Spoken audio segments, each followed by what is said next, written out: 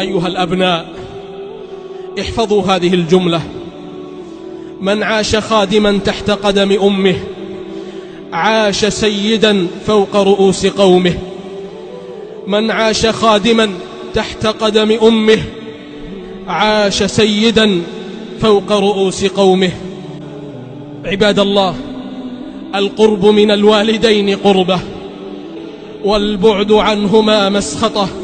لا بد أن نعلم أن كل بيت فيه أنفاس الوالدين فهو بيت رحمة وحنان. الوالدان أفنيا الأعمار وأنفق الأموال علينا صغارا، تعلقت قلوبهم بنا كبارا، حتى إذا احدودب منهم الظهر وتقاربت الخطى وارتعشت الأطراف وأنهكتهما الأمراض وزارتهما الأسقام وابيض منهما ما كان أسودا واسود منهما ما كان أبيضا واشتد منهما ما كان لينا ولان منهما ما كان مشتدا، تعقلهم الشعرة ويتعثرون بالبعرة، يجازون بعد ذلك كله بالإعراض والنكران. تأملوا يا رحمكم الله وصف هذه اللحظات في القرآن العظيم: إما يبلغن عندك الكبر أحدهما أو كلاهما فلا تقل لهما أف ولا تنهرهما وقل لهما قولا كريما واخفض لهما جناح الذل من الرحمة وقل رب ارحمهما كما ربياني صغيرا. رب ارحمهما كما ربياني صغيرا. وبعد هذا العمر جاء إليك أيها الابن يتطلعان إلى إحسانك ويؤملان الصلة والمعروف منك، فوجداك فظا غليظ القلب لئيم الطبع شرس المعاملة سيء الخلق. إنا لله وإنا إليه راجعون. يا هذا إنه لا يقابل الإحسان بالإساءة إلا اللئام، ولا يقابل الجود والكرم بالإهانة إلا الطغام. وربي لا يفعل ذلك إلا من غلبت عليه شقوته وأعماه شيطانه وأضله هواه. أما علمت أيها المسكين أن رضا الله في رضا الوالد؟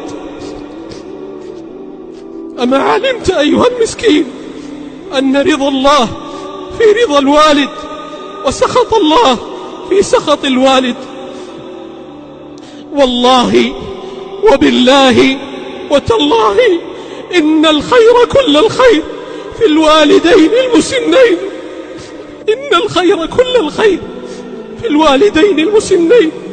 قال صلى الله عليه وسلم: الخير مع أكابركم، الخير مع أكابركم. وفي رواية: والبركة مع أكابركم. الوالدان رؤيتهما طاعة وحديثهما قربة ودعاؤهما بركة وطاعتهما حسنة. بكى أحد السلف عند قبر أمه لما دفنوها، فقالوا له في ذلك، فقال: لم لا أبكي وقد أغلق علي باب من أبواب الجنة وحق له البكاء، فموت أحد الوالدين صدع في الفؤاد لا يجبر. موت أحد الوالدين صدع في الفؤاد لا يجبر، لا تجبره زوجة ولا ولد ولا جاه ولا سلطان. عباد الله، حذاري أن تبعدوا من أوصاكم محمد صلى الله عليه وسلم بها وجعلها أحق الناس بحق الصحبة. يقول أحد الشباب: خرجت ذات ليلة أنا وزوجتي نتعشى في أحد المطاعم وأخذنا أمي معنا.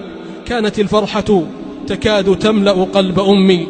قالت لنا في لحظة من الفرح والحنان: الأسبوع القادم عشاكم علي في هذا المطعم. ثم سألتني عن تكلفة العشاء، فقلت لها 350 ريالا.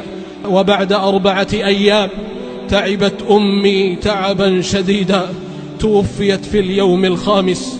وبعد مدة من وفاتها وجدنا تحت مخدة سريرها 350 ريالا ملفوفة بورقة كتب عليها مبلغ عشاء ابني محمد وأهله. أيها الأبناء أدخلوا السرور إلى قلوب والديكم قبل أن يدخلوا قبورهم فتندموا ولا تساعة مندم. أيها الأبناء استثمروا فترة حياة والديكم ببرهما والإحسان إليهما. قال مكحول والإمام أحمد أن بر الوالدين كفارة للكبائر. فلا تطع زوجة في قطع والدة عليك يا ابن أخي قد أفنت العمر. فكيف تنكر أما ثقلك احتملت وقد تمرغت في أحشائها شهرا. وعالجت بك أوضاع النفاس وكم سرت وقد ولدت مولودها ذكرا. وأرضعتك إلى الحولين مكتملة في حجرها تستقي من ثديها الدررا.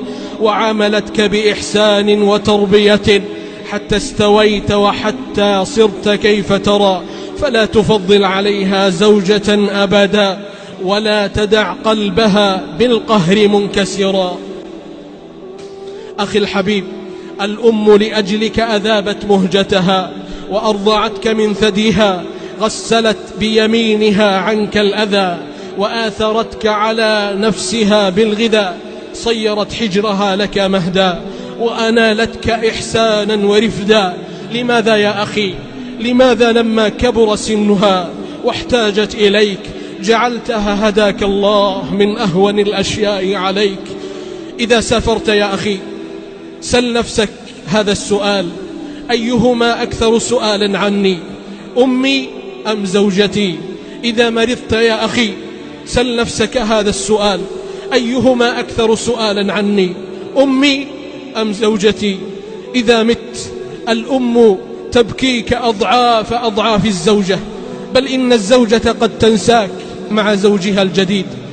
إنني لا أنكر وفاء الوفيات من الزوجات، لكنه لا ولن يكون كوفاء الأم.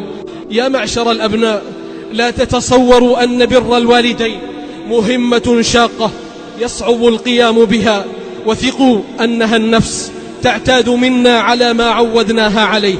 فلنوطن النفس على بر الوالدين ولنجاهد النفس عليه، فسيكون ذلك سجية لنا وطبعا. اللهم أعنا على بر والدينا، اللهم أعنا على بر والدينا، اللهم أرضهما عنا، اللهم من كان منهما حيا اللهم فأطل عمره على عمل صالح، اللهم ومن كان منهما ميتا اللهم فارحمه برحمتك الواسعة، اللهم ارحمه برحمتك الواسعة. اللهم اجعل قبورهم مفائض صلواتك ومقار هباتك وطرق إحسانك ومجاري عفوك وغفرانك. اللهم اجمعنا بوالدينا وذرياتنا وأزواجنا في مستقر رحمتك ودار كرامتك يا رب العالمين.